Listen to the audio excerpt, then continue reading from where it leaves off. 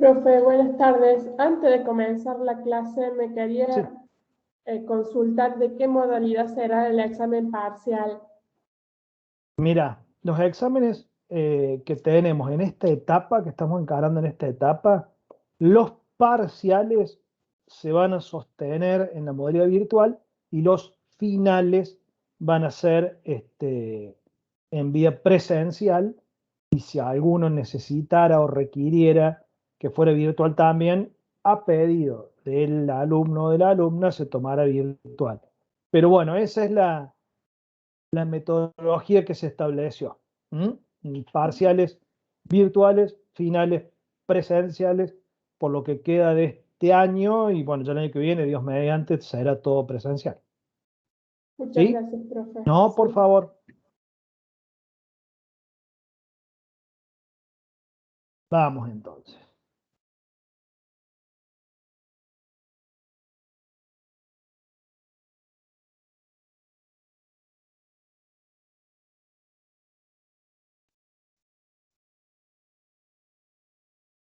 Bueno, según todos los indicadores, ustedes deberían estar viendo en su pantalla la presentación. ¿Es así? ¿Estamos viendo? Sí, profe. Bárbaro, muchas gracias, chicos. Bueno, decíamos entonces, vamos a ver aspectos patológicos, anormales, aquellos que de habitual no se encuentran en el acto jurídico del cual se trata. La inmensa mayoría de los actos jurídicos se celebra con seguridad, salubridad, completividad, nacen, cumplen su destino y se extinguen. Cualquiera de los ejemplos que mencionábamos recién, vamos al más sencillo, una compra-venta manual, de una cosa mueble no registrable.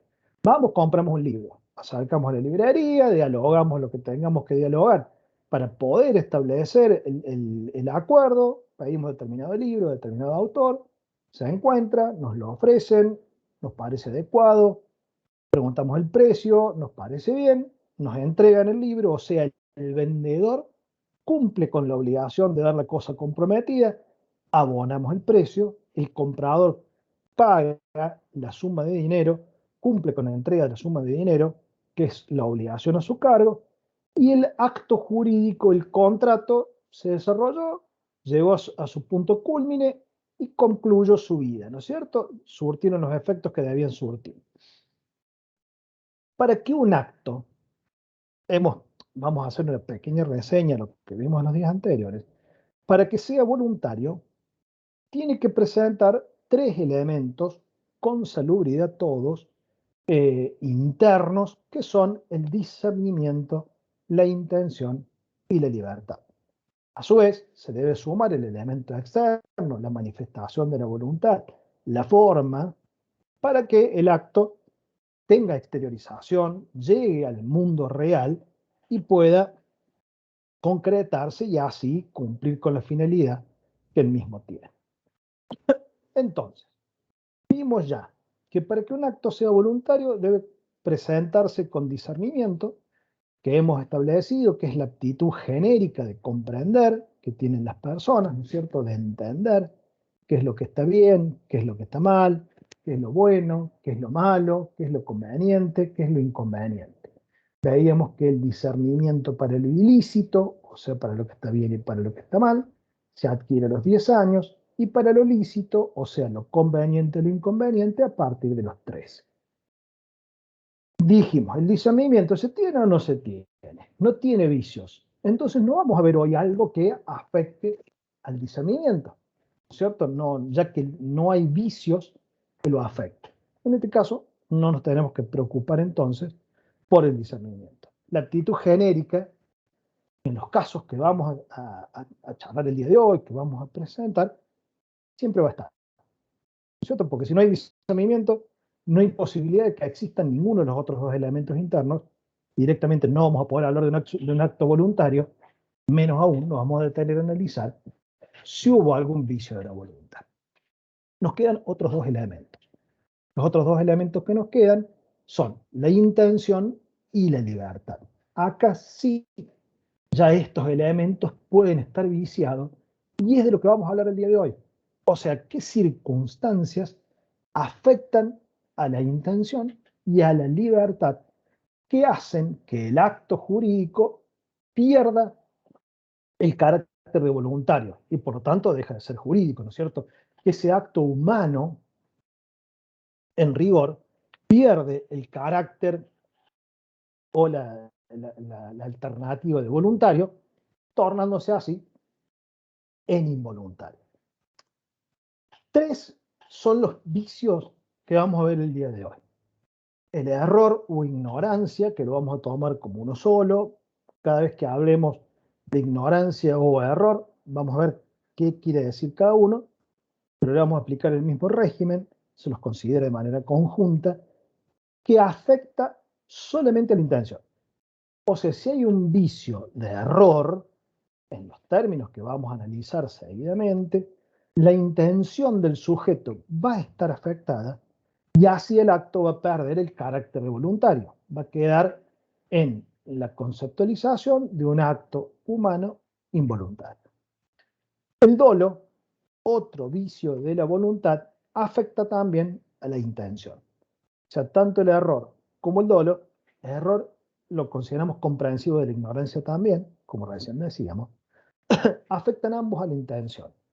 Entonces, si en un determinado acto humano hay presente error o dolo, no hay intención o la intención no se presenta sana, razón por la cual hacen caer el acto de la voluntariedad y deja de ser tal.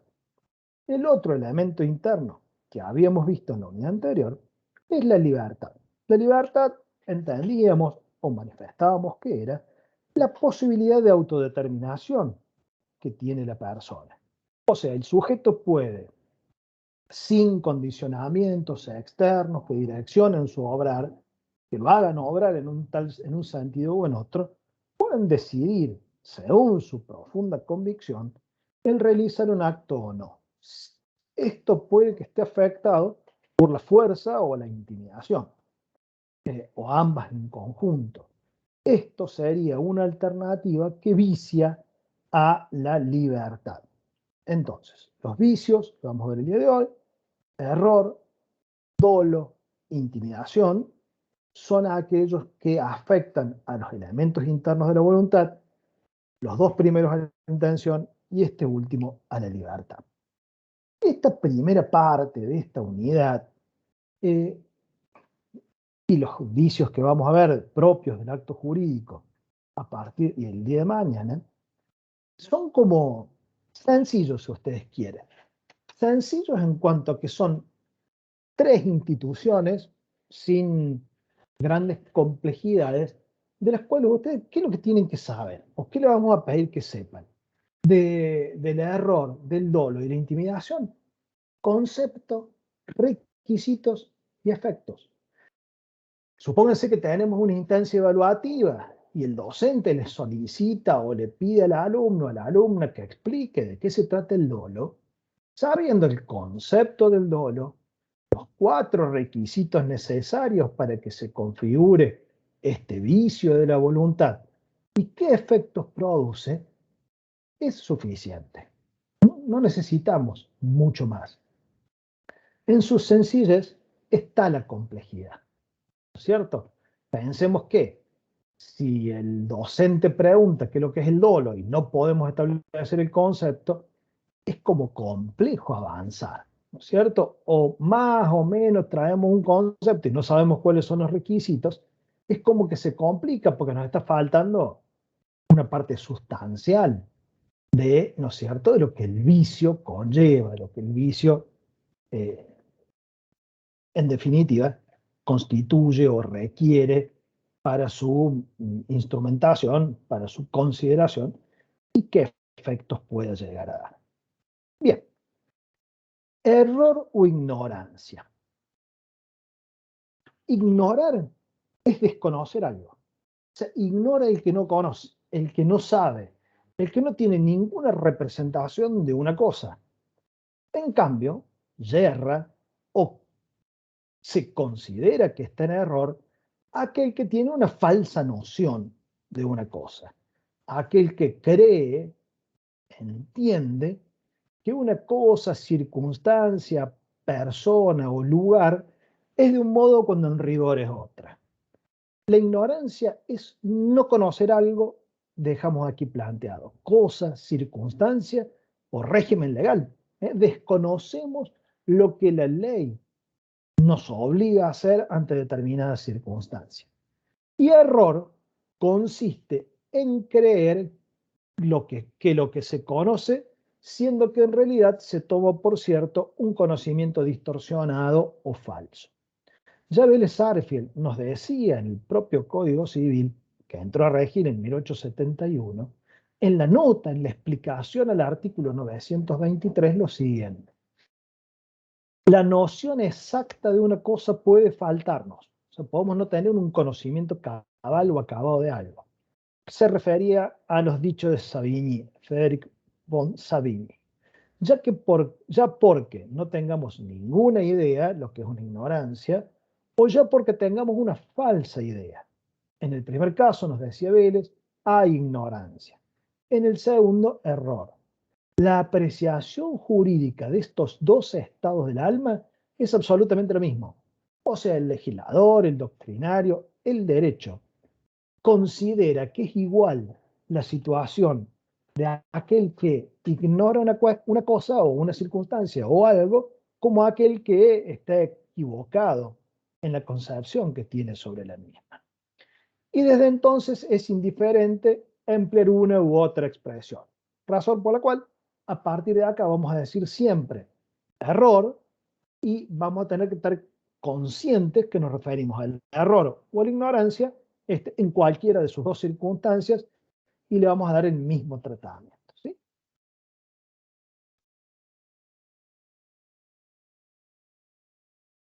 ¿Qué aspectos nos presenta el error? ¿De cómo se nos manifiesta? Bueno, es una clasificación que nos suena de algún lado. El error puede ser de hecho o de derecho. Puede que lo que se desconozca sea la realidad, las circunstancias de hecho, fácticas, materiales que rodean el acto o el propio acto. ¿Cierto? Que nos equivoquemos con quién queremos contratar, sobre lo que queremos contratar, la extensión de lo que queremos comprar, o puede que nuestro yerro, que la ignorancia, recaiga sobre el derecho, en donde se desconozca la existencia de una norma jurídica, de una regulación determinada, la interpretación que sobre la misma tenemos que hacer, la extensión que la misma tiene. Por ejemplo, supongamos que creemos que para realizar un determinado acto necesitamos tener 21 años. Por lo cual, si lo hacemos teniendo 19, no va a tener ninguna consecuencia. Y entonces así actuamos. Bueno, vamos a tener un error sobre el derecho en función del cual se establecen las mayorías de edad. Vamos a empezar por lo más sencillo, si ustedes quieren, el error del derecho. Cuando lo que se desconoce o ignora es la norma, es la regulación. La regla, fíjense que está en el artículo 8 del Código Civil y Comercial, en el título preliminar, es que uno no puede esgrimir el error de derecho para lograr salir airoso de una determinada situación. O sea, el error de derecho es inexcusable. No nos podemos excusar, no podemos pedir disculpas asentando en que hay un error de derecho. ¿Por qué? Porque el código expresamente nos lo indica. Nos dice que la ignorancia de las leyes, la ignorancia o el error de las leyes, no sirve de excusa para su cumplimiento. O sea, no cumplí porque no lo sabía. Si la excepción no está autorizada por el propio ordenamiento. Si no, nos sumiríamos en un estado de caos. No, mire, yo no pagué los impuestos porque no sabía que había que hacerlo. Obviamente que no va a ser una respuesta que nos va a tolerar la administración tributaria. No, mire, yo no sabía que acá ese palo con luces que hay en las esquinas, que cuando se pone roja no se podía pasar. Yo pasé porque no lo sabía eso. Sería un caos, ¿no es cierto? Por eso es que la ley se reputa, la ley se considera conocida a partir de los 8 días de la publicación en los boletines oficiales o del momento en el cual la misma indica que es de aplicación. Si no, sería una sociedad anárquica. Si uno pudiera decir, no cumplo o no acato lo que la norma ordena por no conocerla, sería un estado en el cual cada uno haría lo que quisiera. O sea, con el solo hecho de cerrar y no ver nunca el boletín oficial o no prestar atención, estaríamos en un estado anárquico, ¿no es cierto? Aquí les he dejado a modo de mención algunos ejemplos en donde, aún cometiendo errores de derecho, la persona que los padece puede decir, no, mire, en esto me he equivocado, necesito que no me recaiga el peso de esta circunstancia, sino que se me libere de las consecuencias de este acto. Por ejemplo, analicemos el primer supuesto, les he traído el ejemplo del pago indebido. O sea, aquel que por una falsa interpretación o por una interpretación errónea de la norma se cree deudor. Entonces, paga, fíjense que el código nos da como ejemplos, paga lo que no existe o lo que no subsiste, paga quien no está obligado. Entonces, en definitiva, ahí hay un error sin causa, perdón, hay un pago sin causa, hay un enriquecimiento ilícito por parte de aquel que cobró en desmedro del patrimonio de aquel que cumplió una obligación que no existía, perdón. Entonces, genera o puede generarse, indudablemente, la acción de repetición, o sea, la acción de exigir que se restituya lo que se hubiera mal pagado. Igual ocurre cuando hay posesión de la herencia, cuando aquel que creyéndose, vamos a ver con más detalle en la última unidad de la materia, cuando aquel que creyéndose heredero realice gastos, realice distintas actividades en función de preservación, ¿no es cierto?, del patrimonio hereditario que está sujeto a distribución y después termina siendo que no es heredero. Entonces, bueno, ese error por esa circunstancia le va a dar el derecho a que se le restituyan esos frutos, demás. El último de los ejemplos sencillos que podemos traer a colación es el de la transacción. Transar es un contrato, la transacción es un contrato en función del cual las partes, aquellas que van a transar, realizan concesiones recíprocas para extinguir derechos dudosos o litigiosos. ¿Qué estoy queriendo decir con esto? Juan le reclama a Pedro 10.000 pesos porque dice que Pedro lo chocó. Pedro dice que el accidente es culpa de Juan. Entonces no le debe 10.000 pesos ni le debe nada. Y terminan arreglando por 5.000. Entonces las partes hacen concesiones recíprocas. Juan, que quería que le indemnizaran, que le repararan su daño de 10.000, y Pedro, que no quería pagar nada, asumo a pagar 5.000, el otro que quería cobrar 10.000 baja 5.000, ambos han resignado 5.000. Entonces las partes hacen concesiones recíprocas para extinguir derechos. Si resulta que esta transacción se da cuando una de las partes se creyera deudor basada en algún título que es nulo, porque no tiene las formalidades suficientes, porque no existe o por lo que fuera, entonces va a poder exigir que se le restituya lo que hubiera entregado, lo que hubiera dado. Es prácticamente idéntico al supuesto del pago indebido. Entonces, el error de derecho, cuando hay una falsa noción o un desconocimiento de la norma, no se puede echar mano para lograr sustraerse, para lograr impedir que los efectos de ese acto lleguen. Uno actuó con error de derecho, actuó desconociendo la ley, tiene que asumir las consecuencias. Hay algunos ejemplos, por ejemplo estos, donde uno puede observar que ha realizado una disposición patrimonial sin justificación, beneficiando otros patrimonios que no deberían por qué haberse enriquecido o mejorado en base a un error de otra persona. O sea, hay muchas formas en las cuales los patrimonios se mejoran sin una contraprestación, una donación. Cuando alguien le regala algo a otro, sale de su propio patrimonio el que se disminuye y aumenta el del otro sin que haya habido una contraprestación, pero en definitiva el fundamento está dado en la voluntad del donante. ¿Mm? Y nos metemos entonces con el error de hecho, cuando lo que está en análisis es esta falsa noción o este desconocimiento de alguna circunstancia fáctica, de alguna alternativa material del acto, pues estamos hablando de actos voluntarios, ¿no es cierto?, del acto que se realiza y hace caer a una persona por esta equivocación, por esta falsa noción o por este desconocimiento en la realización de un acto jurídico.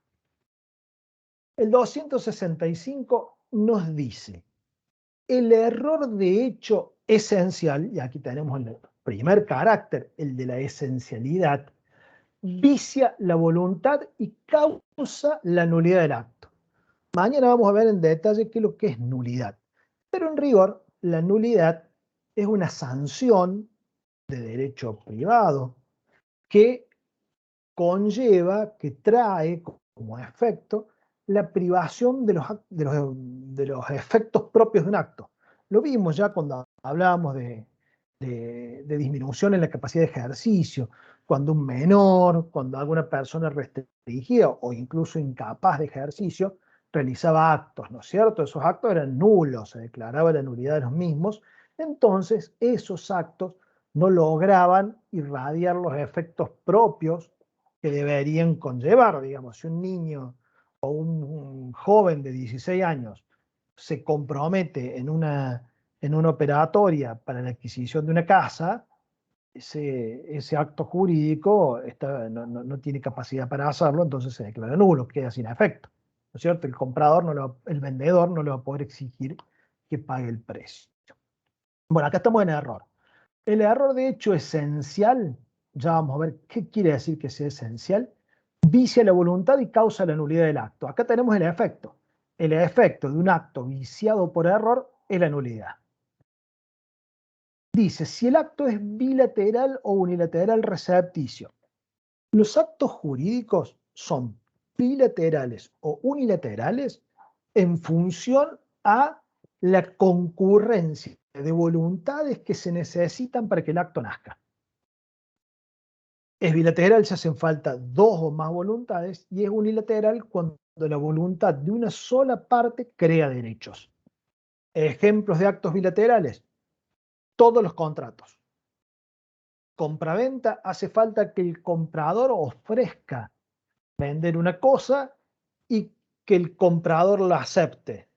Una vez que las dos voluntades coinciden, se cierra el contrato, se perfecciona, nace y el comprador le puede exigir la entrega al vendedor y el vendedor le puede exigir el pago al comprador. Lo mismo pasa con una locación, lo mismo pasa con una donación, que es un contrato, una persona ofrece la entrega de una cosa sin precio a cambio y el otro acepta, puede que el otro no acepte. En cambio, los actos jurídicos unilaterales son aquellos en los cuales, con la sola voluntad de una de las partes, el derecho nace. Por ejemplo, el pago. Cuando uno desea ir y pagar, cumplir con una deuda, en principio no hay posibilidad que el acreedor se oponga a eso, porque es un acto unilateral. Si el acreedor no quiere cobrar porque después quiere ejecutar el contrato o lo que fuera, el deudor tiene medios para exigirlo o para hacerlo recibir el pago. La renuncia es un acto jurídico unilateral. Y por excelencia, un acto jurídico unilateral es el testamento.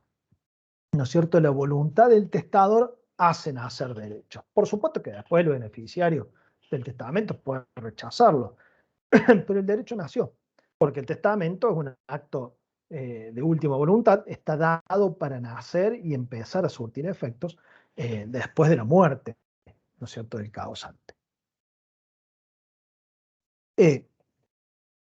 Tan es así, hago una infidencia rápida, yéndome aún un poco de tema, si bien estamos en el tema de actos jurídicos.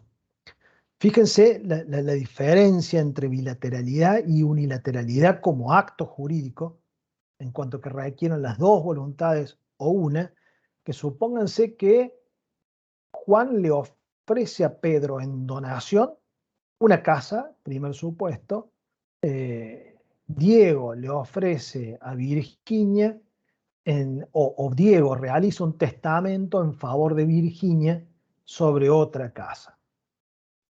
Los acreedores de Pedro en el primer caso, al que Juan le ofreció en donación un inmueble, no pueden hacer nada en contra de ese inmueble hasta que Pedro no acepte, porque la donación no ha nacido, no ha tenido lugar, hasta que el beneficiario la acepte.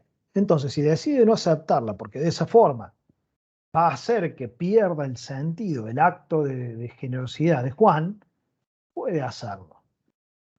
Los acreedores de Virginia, en caso, con el solo fallecimiento de Diego, que realizó un testamento en su favor, van a poder ir en contra del inmueble que le hubiera legado, que le hubiera dejado en testamento, porque el testamento es un acto jurídico unilateral. Surge con la sola voluntad del causante. Después, el cuatrimestre que viene, cuando estudien contratos y específicamente vean el de donación, van a ver que la donación es un contrato unilateral. Que sí, que está bien, porque hay contratos unilaterales o bilaterales según las cargas que tengan las partes. En los bilaterales hay prestaciones y contraprestaciones que son relativamente equivalentes, y en los unilaterales una sola de las partes tiene todas las obligaciones en su cabeza, digamos. Pero como contratos, todos son bilaterales. La donación necesita que ambos estén de acuerdo, donante y donatario. Ahora, es un contrato unilateral porque solamente tiene obligaciones el donante y no el donatario. Volvamos a lo que nos convoca. El acto jurídico bilateral, cualquiera bilateral que requiera el nacimiento de las dos voluntades, o unilateral recepticio, como por ejemplo el testamento. O sea, hay actos unilaterales en los cuales no es necesario que aquel a quien está dirigido este acto, digamos, necesite estar de acuerdo, por así decirlo, porque de hecho en el testamento dijimos que no puede impedir el nacimiento, pero sí podría rechazarlo después con posterioridad. Entonces, en estos casos, vamos a centrarnos en el acto bilateral, que es más sencillo de establecer. El error, además de ser esencial, debe ser reconocible, dice el código, por el destinatario para causar la nulidad. Ya sabemos que el efecto del vicio de error, que es cuando la intención del sujeto está afectada porque una persona se representa, cree una cosa respecto al hecho o a los hechos que rodean el acto, y lo vamos a dejar sin efecto. Esa no es la regla. La regla es que si hay dudas o lo que fuera, el acto se mantiene. El principio de conservación del acto jurídico prima, ¿no es cierto? El error es una cuestión de excepción. El error va a dar lugar a la nulidad del acto si es esencial. Punto número 1.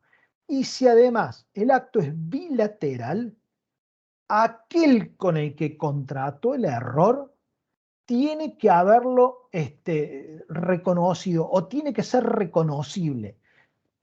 A ver, es como que aquel que contrató con el que se equivocó, con aquel que cometió el error y que por eso va a dejar sin efecto un acto, debió haberse dado cuenta que se estaba equivocando si hubiera actuado con el debido cuidado, diligencia media, ¿no es cierto? Una cuestión objetiva. No es que se dio cuenta y lo dejó que se equivocara solo. Es que observando las circunstancias del acto, debió haber pensado, che, este tipo no creo que esté haciendo o que esté seguro lo que está haciendo. ¿Vieron cuando por ahí uno realiza o vende algo usado? No sé, supónganse que, a ver, no sé, estoy tratando de pensar en algo que ustedes puedan usar. Supónganse que ustedes se dedicaron de los 18 a los 20 años a hacer, qué sé yo, no sé, alguna actividad de montaña, algo así, con un cierto riesgo. Y dejan de hacerlo. O compraron un elemento más completo o lo que fuera. No sé, el que ustedes quieran. No me piden nombre porque no tengo ni idea, pero supónganse algún elemento para hacer alguna actividad al aire libre, media riesgosa.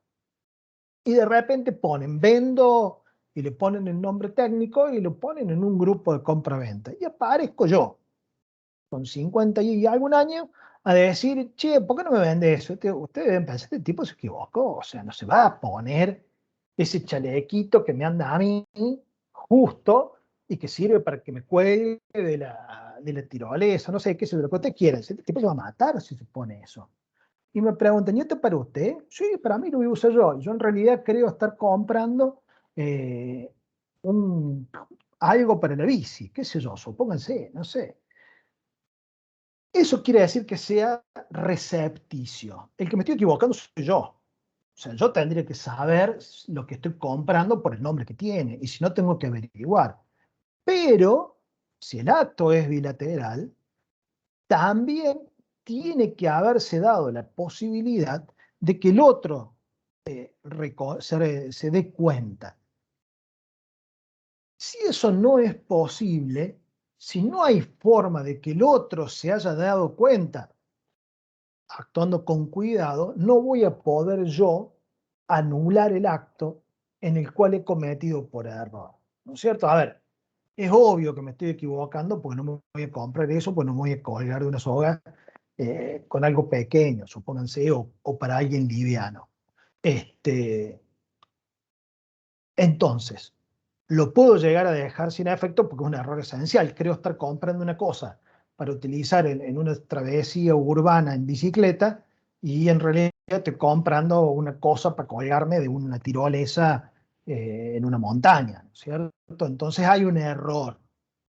Además de ser esencial como lo es, como el acto es bilateral para proteger al que está contratando conmigo, en este caso, tiene que haber sido reconocible. Aunque no se haya dado cuenta, porque a lo mejor bueno, ni siquiera se le ocurrió pensar que no era para mí, me lo vendió y listo, ¿no es cierto? Bueno, avancemos un poquito. Entonces, el error para dar lugar a la nulidad tiene que ser esencial. ¿Qué quiere decir esto? Rápidamente, esta presentación son algunas cuestiones para tener en cuenta cuando vamos a analizar si en un acto hay error de hecho o no.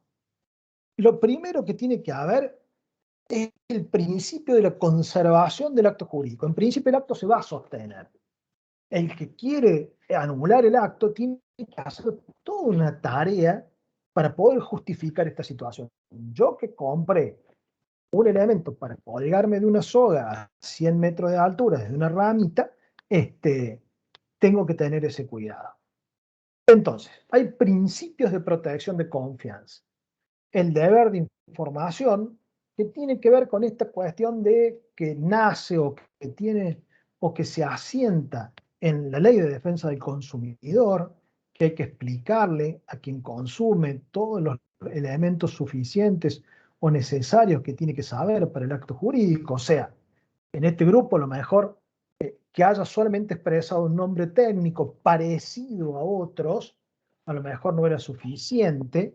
El consentimiento informado, que tiene que ver en esto de transmitirle todas las circunstancias que rodean el acto, la posibilidad de que el error se reconozca en el acto que se está realizando. Si fuera en derecho del consumidor, si vamos a algún negocio a comprar, más aún es beneficioso para el consumidor la posibilidad de plantear el error. Y hay circunstancias en las cuales, para conservar el acto, el error puede ser enmendado, puede ser reparado, puede ser corregido. Error reconocible. ¿Qué quiere decir que el error es reconocible? Y después pasamos al error esencial, que es lo más largo, lo más completo. Nos dice el 266.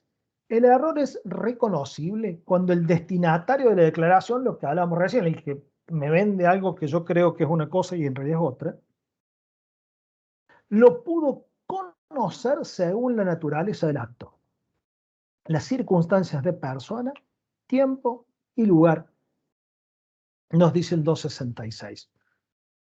O sea, cuando el que, por ejemplo, vende, se tiene que, lo que mencionamos recién, se tiene que dar cuenta que el que está contratando se equivoca.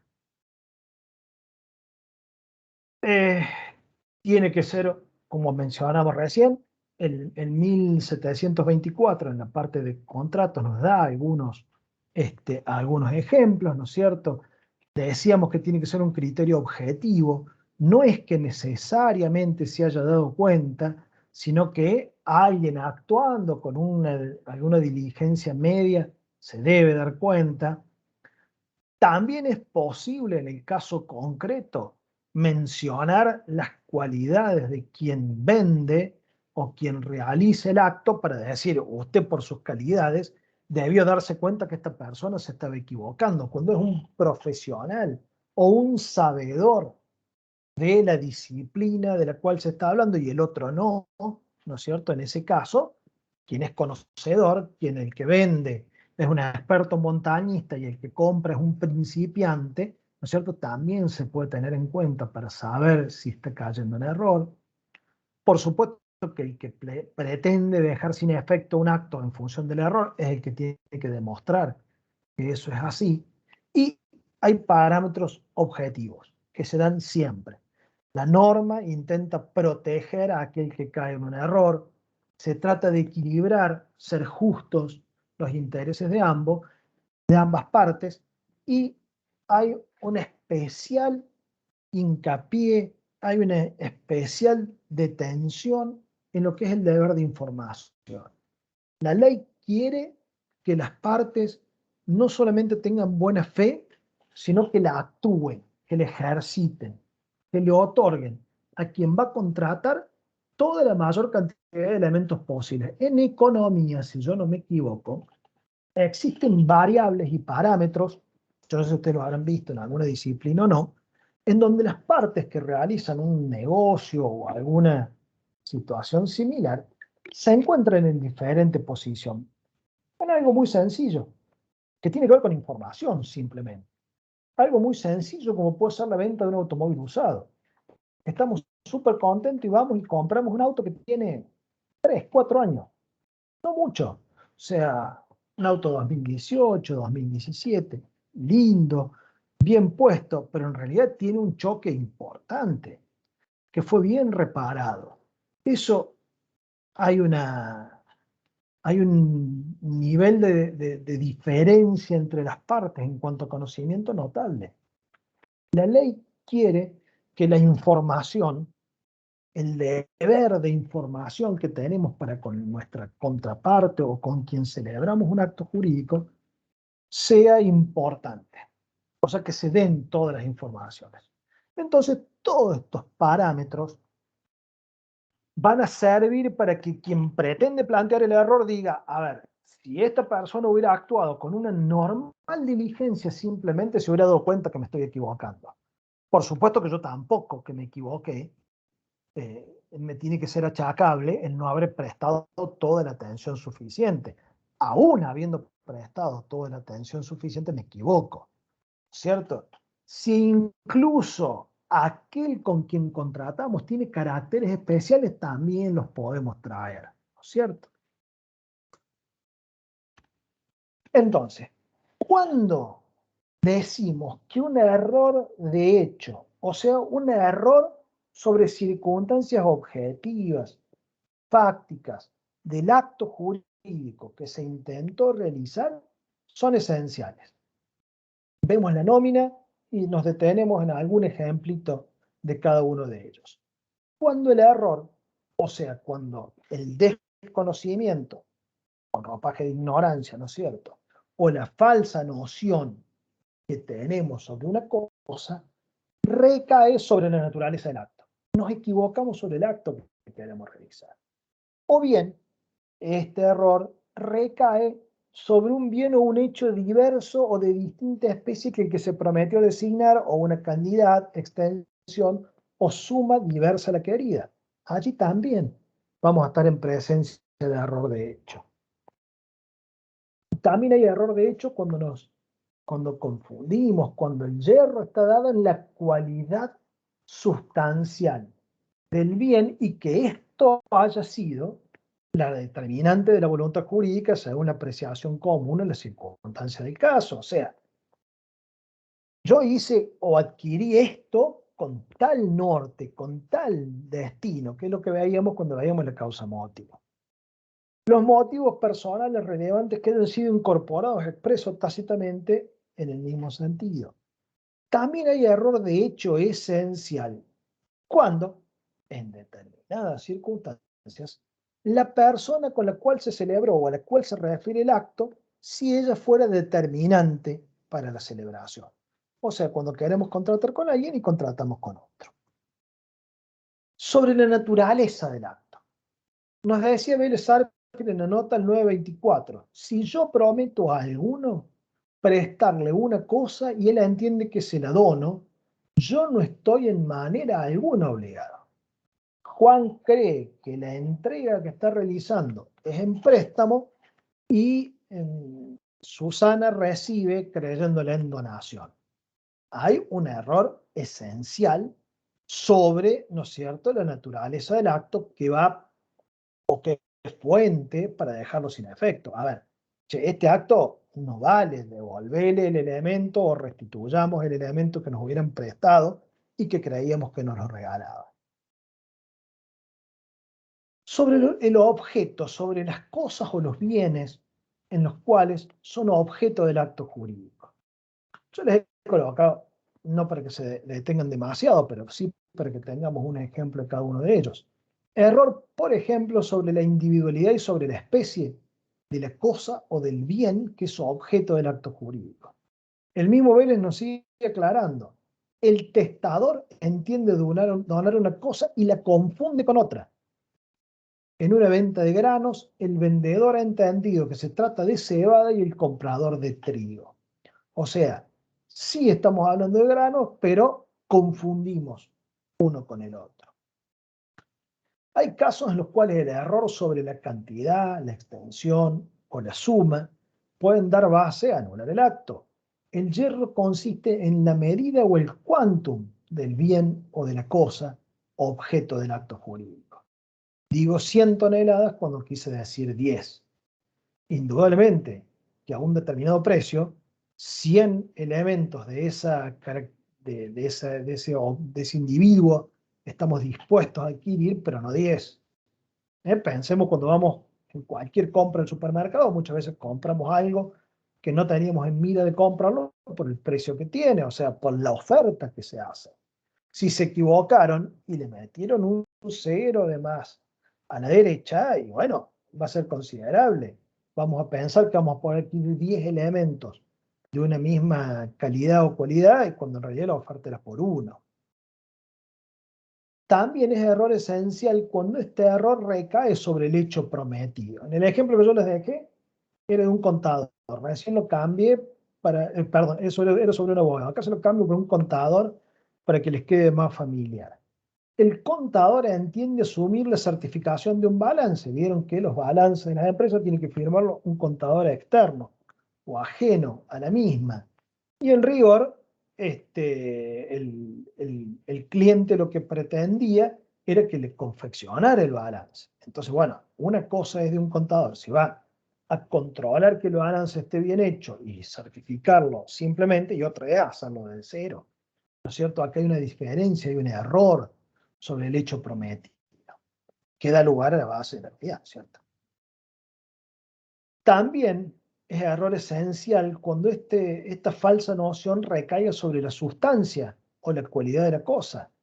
El propio Vélez nos lo explicaba. Compro un cuadro en el convencimiento que es de un determinado autor y es una copia. Mencionaba Vélez un cuadro de Rafael, que era un pintor de época, ¿verdad? O sea, creemos que estamos comprando un cuadro de alguien y en rigor es de otro. Hay un error sobre la cualidad de la cosa.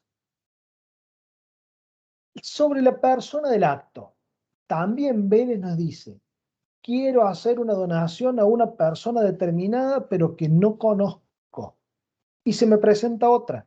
O si quiero encomendar una obra a un artista determinado y otro se da por el artista que busco.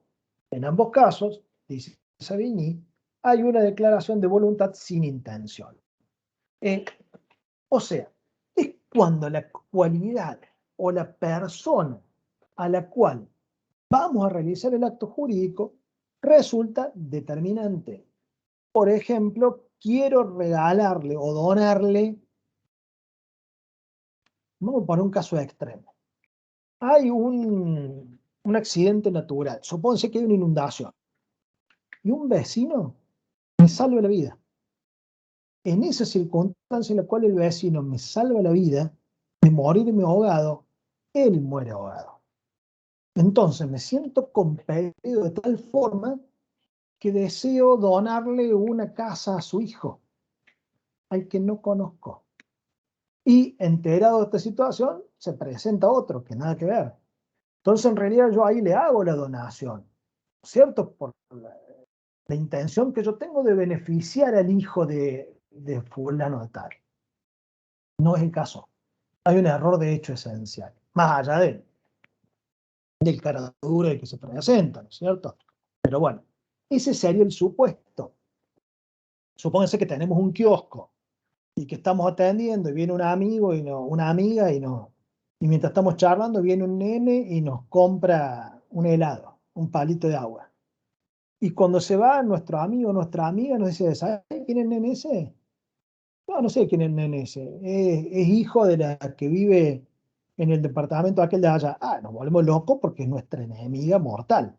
No, yo no le vendo. Pero vení, nene, para acá, devuélveme eso y anda, compra otro lado. No, porque el error que hemos cometido sobre la persona, nunca le hubiéramos vendido si hubiéramos sabido que era el hijo de fulano o fulana. Entonces no es determinante o no es un error de hecho esencial al acto del cual se trata. Bueno, acá está más detallado este artículo en este nuevo código, donde dice que son vicios del consentimiento la violencia, el dolo y el error acerca de la persona del otro contrayente. Está hablando en el matrimonio, ¿cierto? Dice el error acerca de las cualidades personales del otro contrayente. Si se prueba que quien la sufrió no habría consentido el matrimonio si hubiese conocido este estado de cosas y apreciado, razonablemente la unión que contraía. El juez debe valorar la esencialidad del error considerando las circunstancias personales de quien lo alega. ¿Esto de qué se está diciendo? A ver, no hay acto más trascendente en cuanto a la persona con la cual se realiza que el del matrimonio, ¿no es cierto? Uno, en principio, ahora ya no es tan dramático, ¿no es cierto? Pero en principio uno consagraba como su vida a estar vinculada con otro en función del acuerdo que acaba de celebrar. Repito, ahora afortunadamente no es tan extremo, pero en definitiva le estaba permitiendo a una persona que se equivoca respecto de la persona con la cual se casa, que deje sin efecto. A ver, no se está hablando de eso: ay, realmente no me daba cuenta con quién me estaba casando, realmente no es quien yo creía. No, no nos estamos refiriendo a eso, nos estamos refiriendo a, por ejemplo, cuando alguien contrae nupcias con alguien que ha ocultado su identidad porque tenía una vida anterior y nunca hubiéramos consentido eso, porque nuestras convicciones religiosas firmes no nos permiten unirnos o vincularnos con alguien que ya lo hubiera estado por la misma religión. Puede ser importante para alguien no solamente atravesar el matrimonio civil, el matrimonio legal, sino también el religioso. Y entonces cuando vemos, che, pero ¿por qué me demoras el matrimonio religioso? Se encuentra con que lo demora porque no es posible, o quien dice ser alguien que no lo es, ¿no? Se te ven como en alguna de esas películas y en realidad no era, sino que era todo una puesta en escena. Bueno, es un ejemplo de cómo puede darse la nulidad de un acto por vicio de error esencial en la persona. También lo es sobre la causa, ¿no es cierto? Cuando ésta se hubiera manifestado y se hubiera colocado porque resulta inapropiado para su destino. Cuando hay ese error, la causa, motivo, y esta se colocó en su momento cuando, creo que en la clase anterior, cuando lo mencionábamos, hablamos de un auto para carreras y así lo hubiéramos expresado. El auto anda, sirve para trasladarse y todo, pero no para carreras.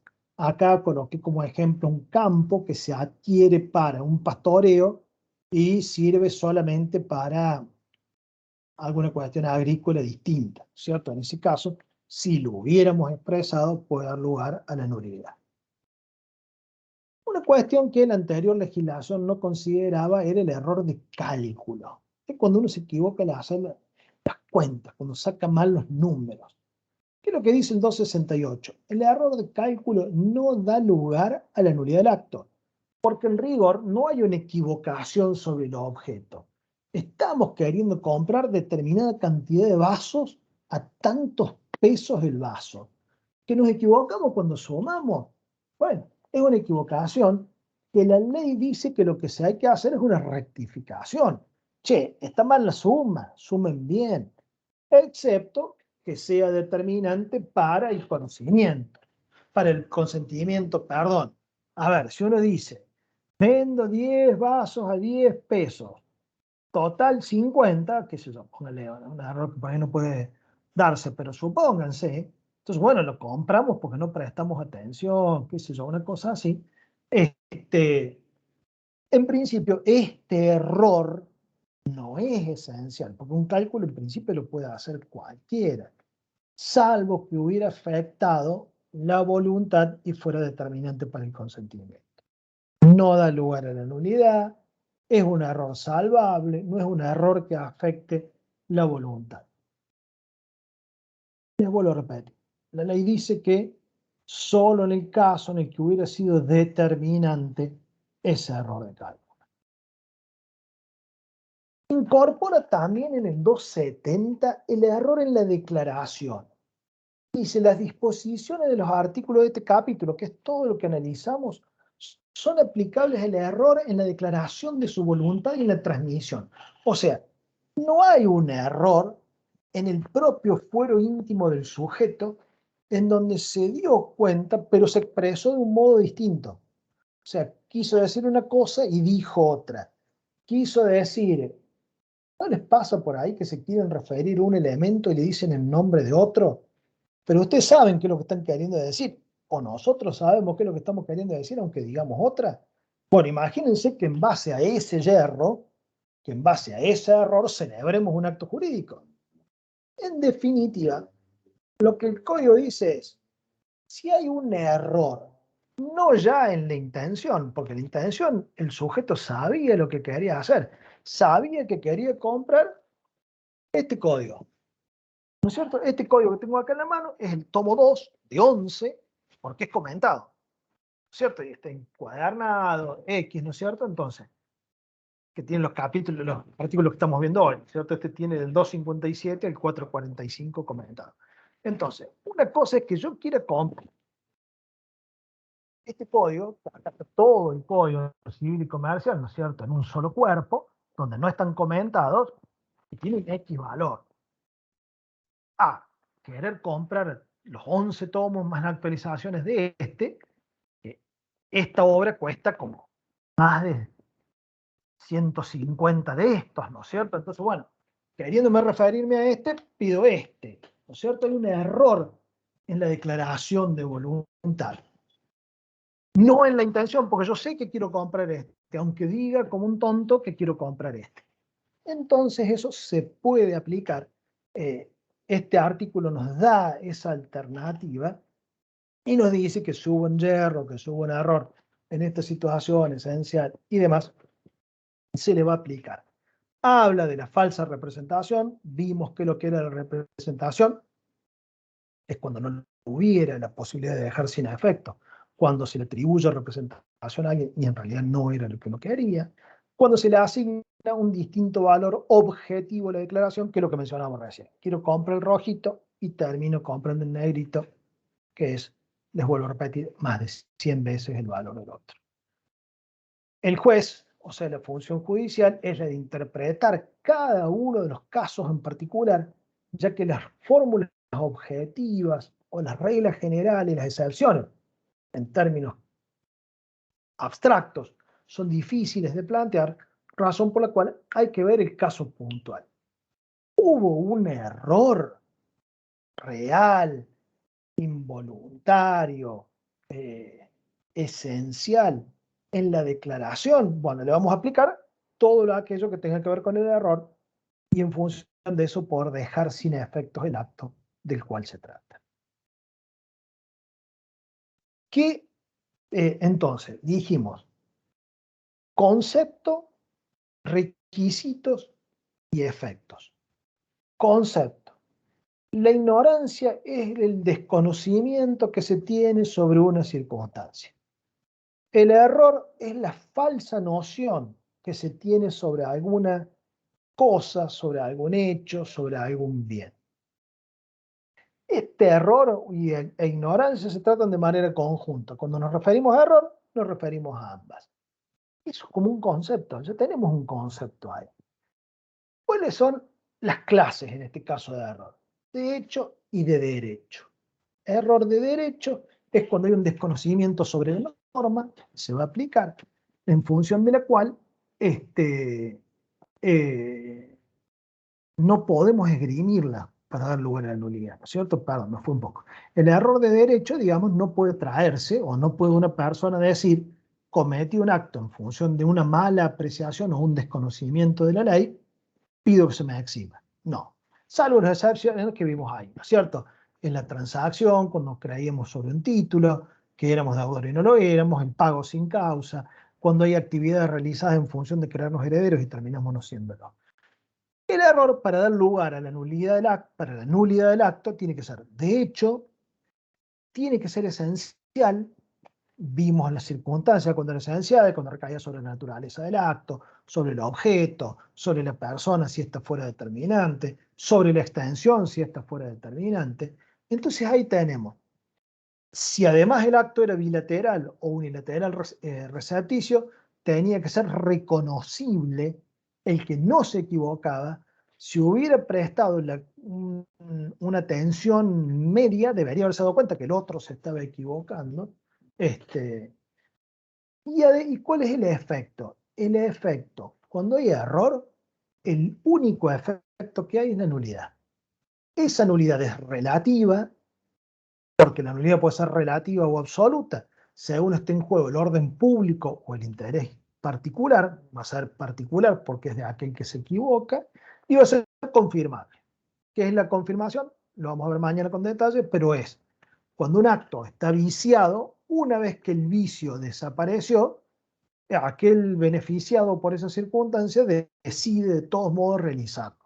O sea, un menor compra una cosa, cumple la mayoría de edad, quiere que esa cosa seguirla adquiriéndola. Yo ayer compré algo, era menor, bueno, sigo queriendo comprarla. Entonces ya pasó el vicio que había, deseo confirmar. Cuando hay una circunstancia de error, de hecho esencial, reconocible, ¿cuál es el efecto? La nulidad del acto. Dejar sin efectos el acto. Esa nulidad es relativa y confirmable en función de los artículos que acá les cito. Para no se nos haga demasiado largo, vamos a los otros dos vicios que nos quedan, que se ven mucho más sencillos. Son mucho más cortos. El dolo. Segundo de los vicios que tenemos que considerar. El dolo, cada vez que escuchamos dolo en derecho, es algo malo. sabemos que hay intención por parte de alguien de provocar un daño. 3 son las maneras en derecho privado que se nos presenta el dolo. El primero es como elemento intencional del delito civil. ¿Se acuerdan que veíamos? Los actos ilícitos, delitos y cuasidelitos. Los cuasidelitos se hacían con culpa, o sea, provocar un daño por delito.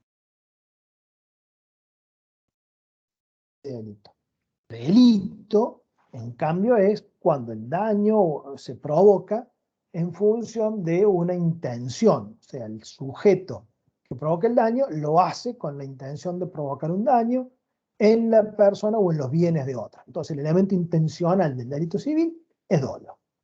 El incumplimiento deliberado de las obligaciones. El deudor, que se sabe en dicho carácter y que tiene que cumplir y no cumple. Dice, no voy a cumplir. Que el acreedor haga lo que quiera, que me haga juicio, que venga, que lo busque las cosas. Definitivamente no voy a cumplir. Eso es un incumplimiento doloso. ¿Cierto? Cuando el deudor, sabiendo que tiene que cumplir, decide no cumplir. Y el tercero de los significados que el dolo tiene en derecho es como vicio de los actos voluntarios, que es el que vamos a ver a continuación. ¿No es cierto? No lo vemos aquí como el elemento intencional del delito civil al cual hicimos mención. No lo vemos como incumplimiento deliberado de la obligación, que lo vamos a ver en privado 2, sino que lo vemos como vicio de los actos voluntarios. El 271 nos conceptúa que lo que es el dolo. Dice, acción dolosa. También incorporamos a la omisión dolosa. Es toda aserción de lo falso. Aseverar algo falso es decir, este código es comentado cuando no lo es. Es un simple código donde está la norma de manera consecutiva sin ningún otro comentario. Entonces, aseverar lo que es falso. Este auto nunca chocó, no tiene ningún desperfecto, etc. O disimulación de lo verdadero. Tenemos un auto que está todo picado, le ponemos no sé qué, algo, lo lijamos, lo pintamos y parece nuevo. Disimulación de lo verdadero. Cualquier artificio, astucia o maquinación que se emplee para la celebración de un acto. La omisión dolosa, nos dice el código, causa los mismos efectos que la acción dolosa, cuando el acto no se habría realizado sin la reticencia u ocultación. Lo que veíamos recién, ¿no es cierto? Uno cree que compra un cuadro de una determinada persona y es de otra. Supónganse que uno va y le dice al marchand, al que vende los cuadros, dice, a ver, che, yo quiero comprar este cuadro si es de fulano de tal, ¿no es cierto? Y uno no le dice nada y sabe que no es de esa persona para vendérselo igual. Eso es una omisión dolosa. En realidad, el dolo, ¿qué es lo que es? Es una puesta en escena. En el dolo hay una de las partes que para que la otra realice un determinado acto, le pinta una realidad que no es tal. Asevera lo que es falso. Este auto, ¿vieron cuando dice nunca taxi y tuvo 10 años de taxi? Bueno, no es cierto eso. Estamos aseverando lo que es falso. Estamos disimulando lo verdadero, emparchamos las cosas para que se lo crea. El dolo es una puesta en escena. El dolo es una representación. El dolo es un engaño. ¿No vieron? Como dice acá, cualquier artificio, astucia o maquinación que se emplee para la celebración del acto.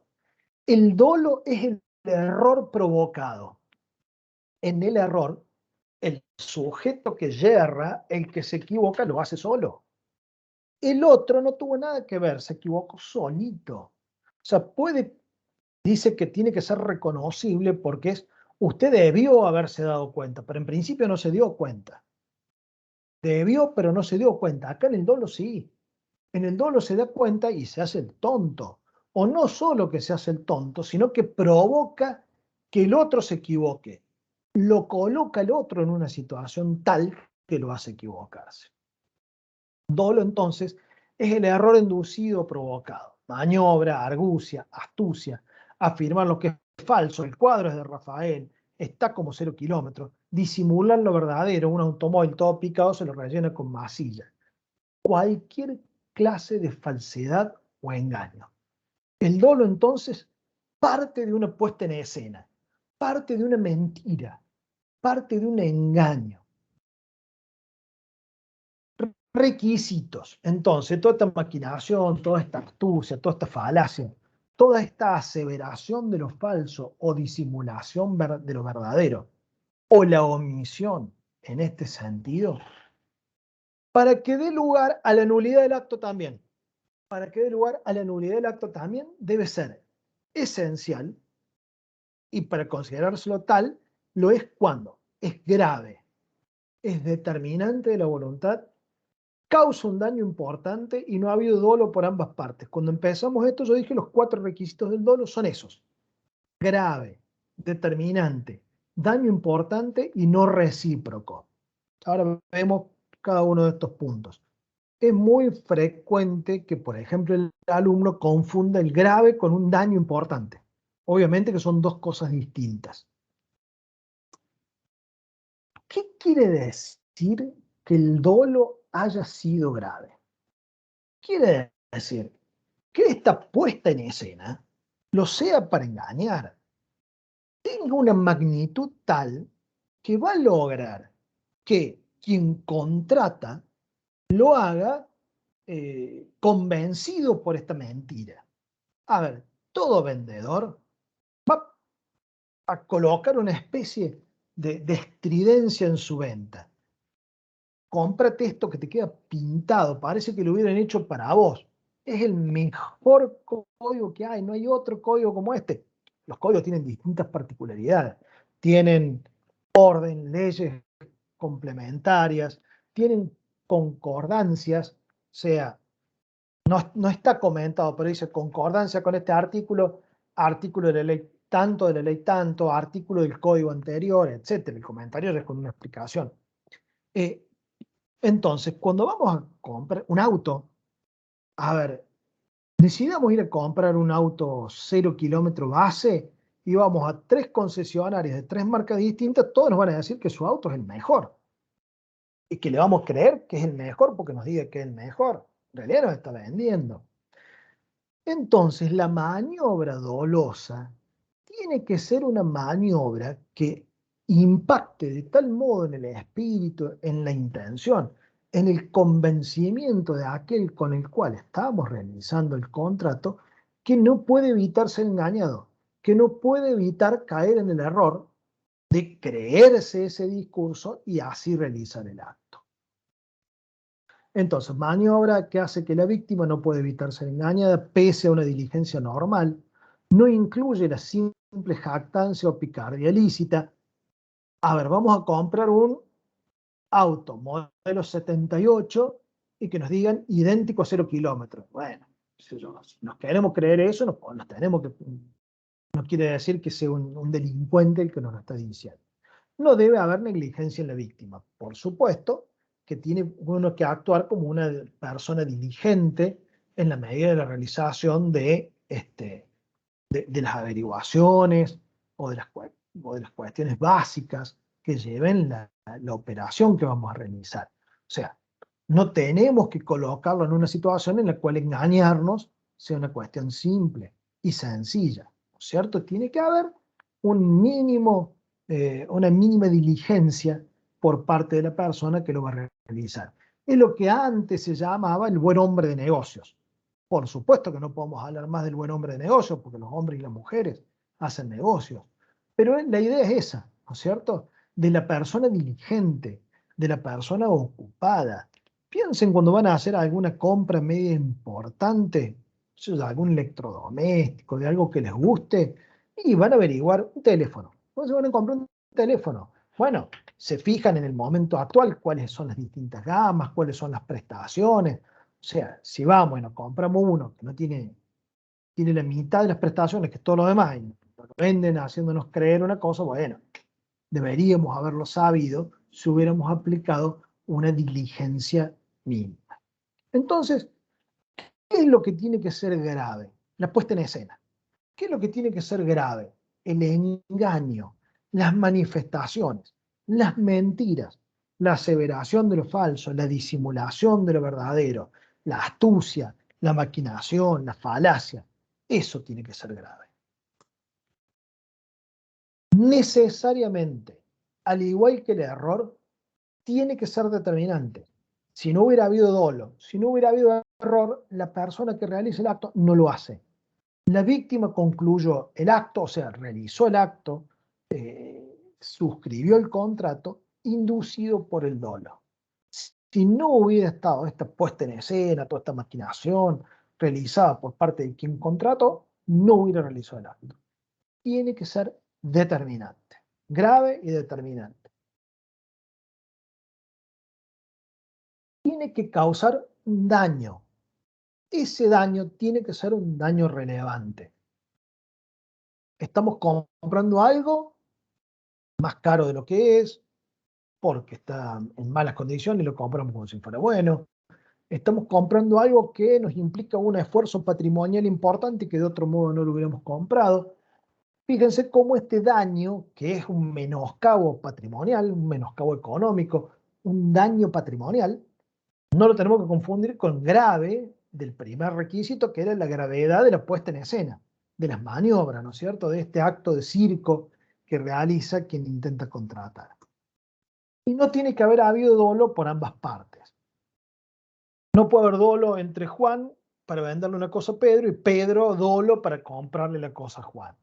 No tiene que haber lo que Alterini llamaba juego sucio por ambas partes. Parte del principio, nadie puede alegar en su defensa su propia torpeza. Yo lo engaño para realizar un acto y ahora estoy diciendo que el engañado soy yo. Quiero comprarle un reloj de marca que en realidad es falso con dólares falsos.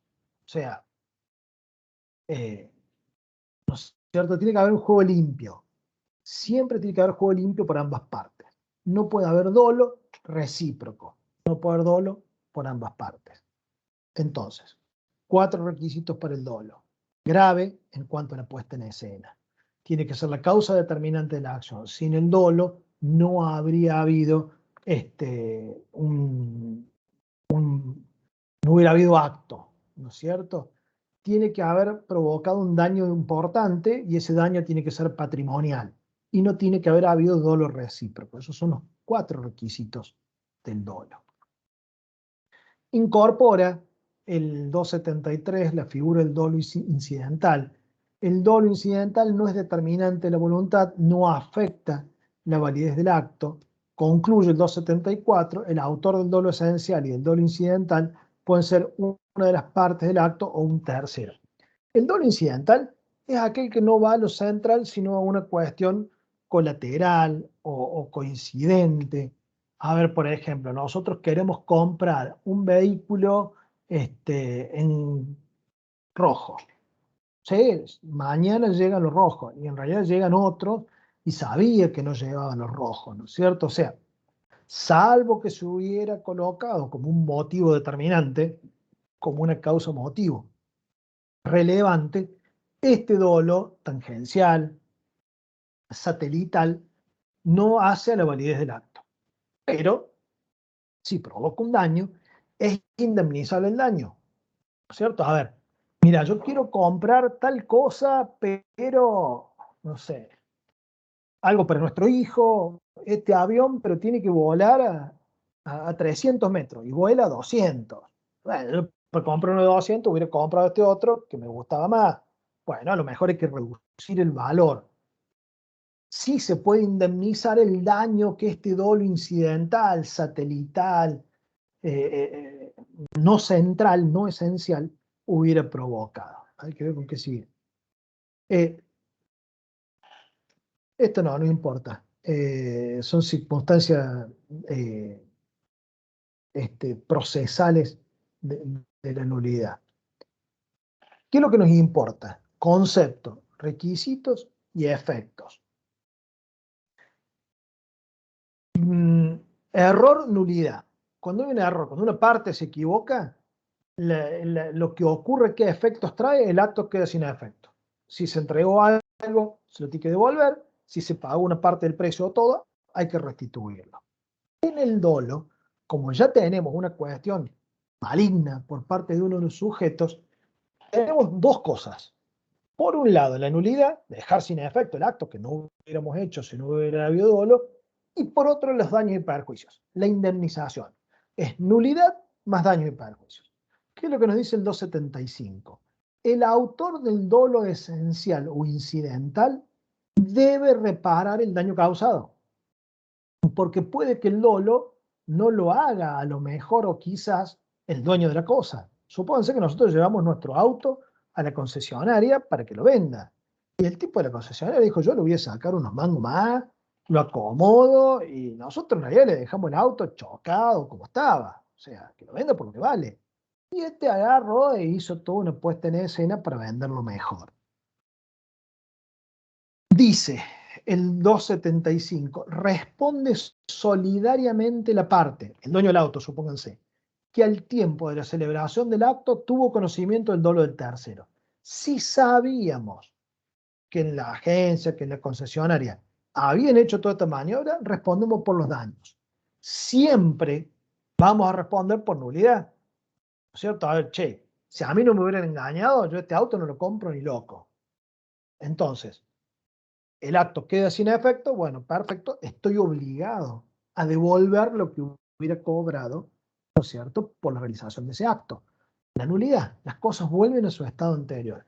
Pero si además yo sabía del dolo, o fui yo el que hizo el dolo derechamente, se le deben además los daños y perjuicios. ¿Sí? Nulidad más daños y perjuicios. ¿Quién paga los daños y perjuicios? El que cometió el dolo. Si el que cometió el dolo es el mismo de la parte, es el mismo vendedor, supónganse, responde por la nulidad, obviamente, y por los daños y perjuicios. Bueno, esto es lo que estábamos hablando. Responsabilidad de la parte, por el daño por dolo propio. Se realizó un dolo, debe el daño. Por el daño si conoció el dolo del tercero junto con la nulidad. Es lo que mencionamos recién. Y el tercero, ¿por qué responde? Por el daño y perjuicio, nada más. Dos acciones tenemos, nulidad más daños y perjuicios o resarcimiento, que son indistintas, obviamente que se pueden acumular. Último punto, mucho más corto todavía. Nos habla de la afectación del otro elemento de la voluntad, del otro elemento interno de la voluntad, que es la libertad. ¿No es cierto? Dijimos, la persona tiene que tener la posibilidad de autodeterminación, de hacer aquello que desee sin estar condicionado, exigido por otra parte. ¿Qué es lo que nos dice el 276? Nos da prácticamente todo. Nos dice, la fuerza irresistible y las amenazas que generan el temor de sufrir un mal grave e inminente, que no se puedan contrarrestar, o sea, el mal grave y el temor, o evitar en la persona o bienes de la parte o de un tercero, causan la nulidad del acto. O sea, cuando uno hace algo en función de amenazas, ese acto es nulo. La relevancia de las amenazas debe ser juzgada teniendo en cuenta la situación del amenazado y las demás circunstancias del caso. Hay amenazas que a uno pueden llegarle muy profundamente y a otros no. A mí la verdad me dio miedo. ¿Cómo te da miedo esa pavada? Bueno, a uno sí y al otro no. Hay que estar en función del amenazado en este caso. ¿Cierto? El grandote que le dice el chiquito, o lo hace o te va a ir mal o va a perder un ojo y el chiquito se asusta. Ahora si el chiquito le dice lo mismo al grandote, lo mejor el grandote no le da miedo. Ahora si el chiquito tiene un revólver enorme, capaz que sí le dé miedo. O sea, hay que ver la situación del amenazado y las demás circunstancias del caso. ¿Qué tiene que haber? Injustas amenazas. Esas amenazas tienen que provocar en el espíritu de aquel al que están dirigidas un temor fundado. Estas amenazas que provocaron un temor tienen que ser la causa determinante del acto. O sea, el error, el dolo y la violencia tienen que haber sido factores necesarios para que el acto se realice. Si quitamos de la operación el error, el dolo o la violencia, el acto no se hubiera realizado. No hubiera impactado en los elementos internos del sujeto y el acto no se hubiera realizado. Y la relevancia de las amenazas, ¿cierto? O sea, no cualquier amenaza o cualquier manifestación es apta para provocar semejante cuestión. Si vos no haces tal acto jurídico, voy a pasar al frente de tu casa y te voy a sacar la lengua. Bueno, qué sé yo, no es una amenaza relevante como para lograr semejante cuestión. Vemos ejemplo. Dijimos una injusta amenaza. ¿Qué implica que una amenaza sea injusta? En principio parecería ser que si no es injusta no es amenaza. Lo que estamos hablando, lo que estamos planteando aquí, o lo que la ley plantea aquí, lo que el derecho aquí sostiene o requiere, es que haya un obrar antijurídico. A ver, si uno dice, a ver, si vos no me pagas, yo te voy a hacer un juicio, te voy a embargar el sueldo, y eso va a implicar muchísimo más gasto. En rigor, es una anticipación de la realización de una conducta. Estoy anticipando que mañana voy a hacer tal conducta, pero esa conducta está amparada por el derecho, no es antijurídica.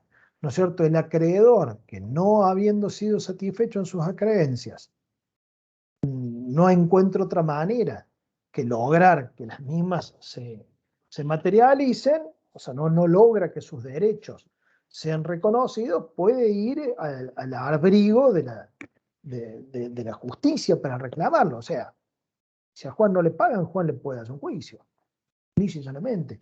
Y eso no es un vicio de la voluntad. Uno no puede decir, no, yo la verdad pagué porque si no este loco me hace un juicio. Bueno, es su derecho. No, si no, no lo hubiera pagado. Bueno, el sistema funciona así. El 1097 incluye lo que es la prohibición de situaciones vergonzantes. A ver, no existe la prisión por deudas.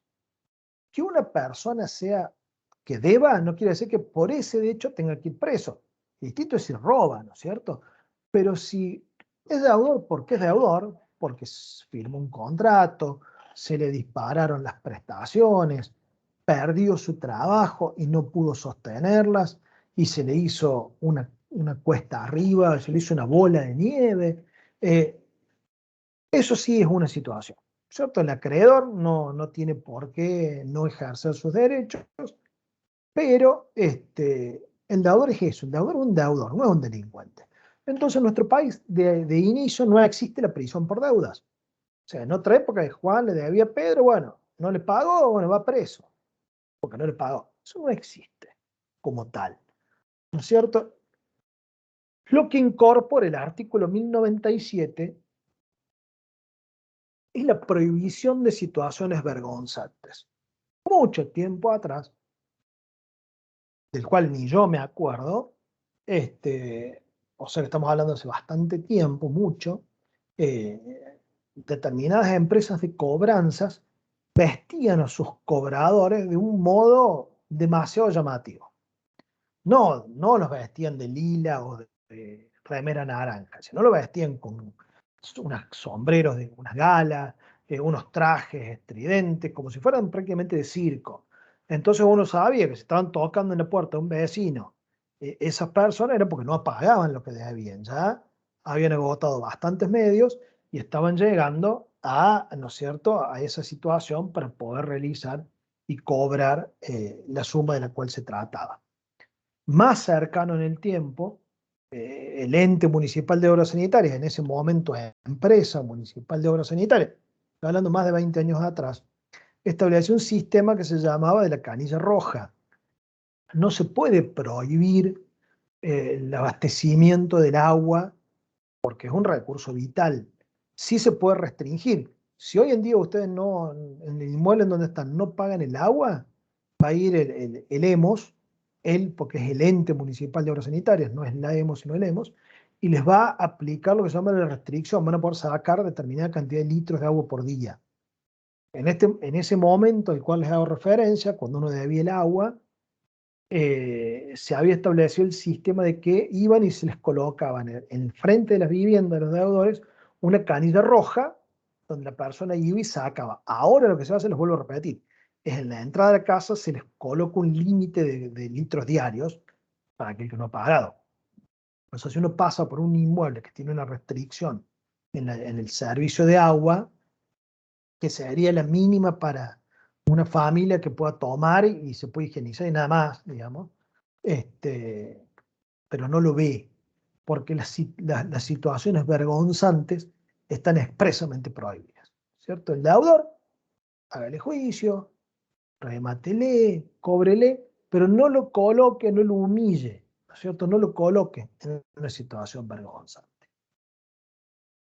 Esta amenaza, que tiene que ser injusta, no tiene que ser la manifestación del ejercicio de un derecho. Si uno dice, yo voy a ejercer mi derecho y eso te va a traer problemas, no es una amenaza.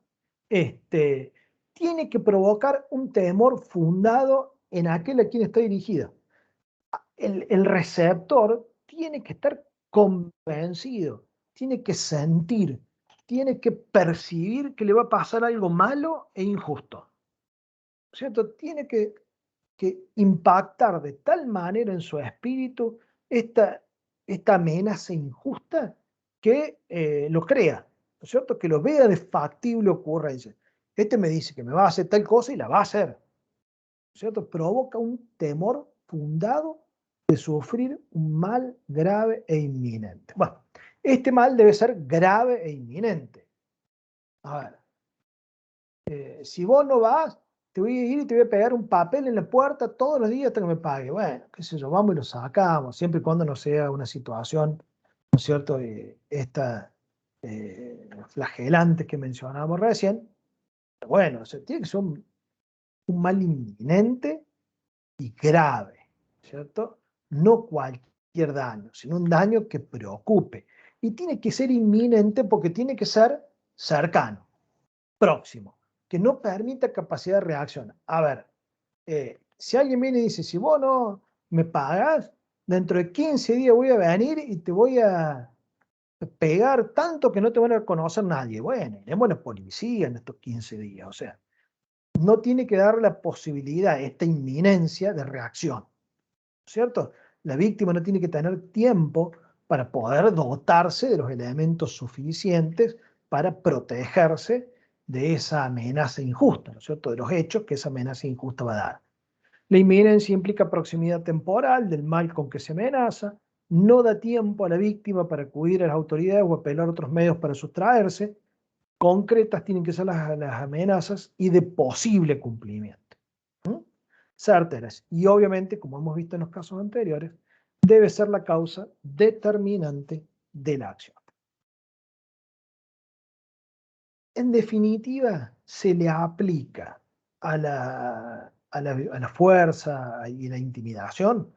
Fuerza es la fuerza física, ¿no es cierto? Cuando obligamos a alguien a hacer algo a través de la fuerza. Y la intimidación son las amenazas.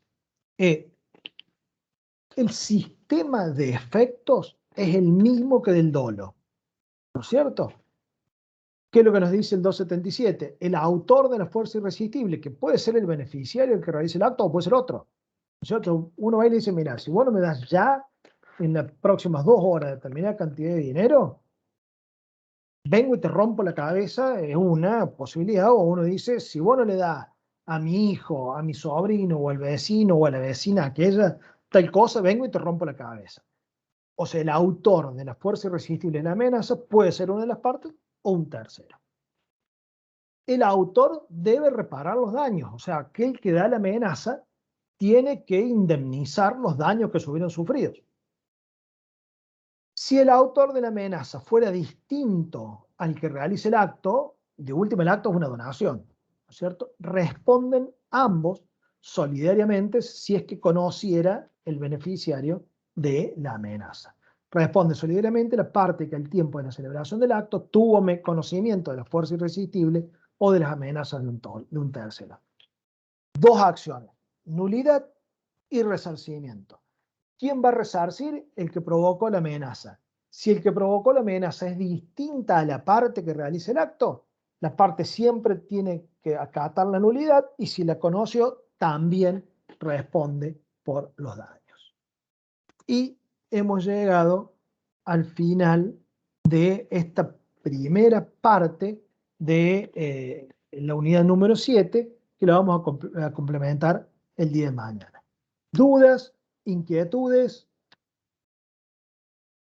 Por favor, díganme que están ahí, porque si no me da un ataque. Sí, profe, que estamos. Oh, muchísimas gracias.